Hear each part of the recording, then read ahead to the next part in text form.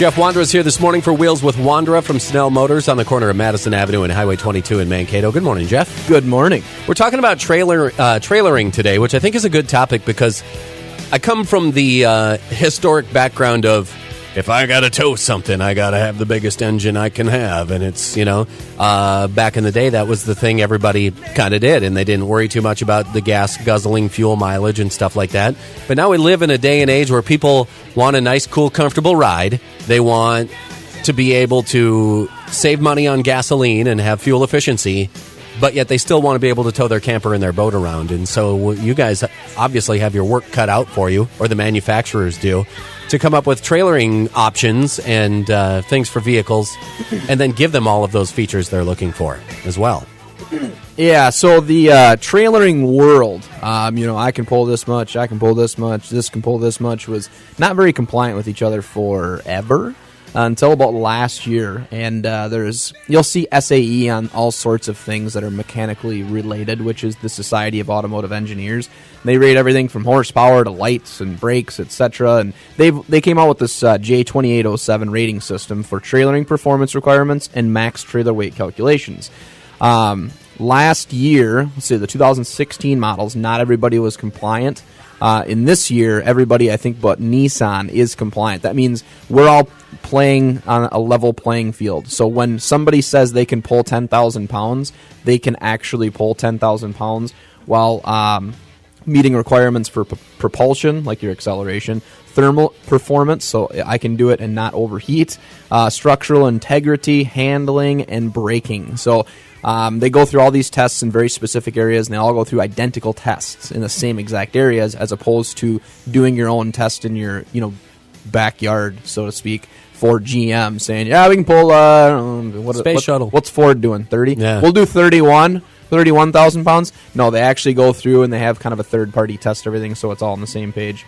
2016 was the first year that all GM trucks were actually fully compliant, and you'll notice that there's a little fluctuation in the ratings between 2015 and 16 because of that. And the RV and Safety Education Foundation, beautiful thing. There's a few facts out there. 60% of all vehicles that are trailering on the road are actually exceeding their rating. That's more than half. Also more than half, all fifth-wheel trailers are exceeding their rating. So the even bigger ones that are pulled with that big old fifth wheel out of the box are over pulling. And half of all trailers are exceeding their gross vehicle weight rating. And I won't get into what GVWR is, but those of you that know that's not good. And those of you that know what it is, half of you are probably overloaded with that right now. So let's just take a quick example. Let's say that you open up and see your placard on the door of your 1 ton. It says 3,766 pounds is the payload capacity. Every single truck, depending on if it has navigation and a sunroof, etc., will have a different payload capacity to the pound on that placard. All right, so if you have a 15,000 pound trailer, 2,250 of that weight is tongue weight going on where that hooks up to the box, and so now you have 1,516 pounds left before you're overloaded. So let's say you got 5 people in the vehicle that weigh an average of 175 pounds per person. Now you're only left with 641 pounds. So let's say you're hauling that big trailer and all those people, and you want to add some rock or mulch or something like that. You got to be careful to not overload. So I'll just kind of explain it that way so you understand that there is a lot of things you need to calculate when calculating it on the hitch itself, on the truck itself, and the payload, etc.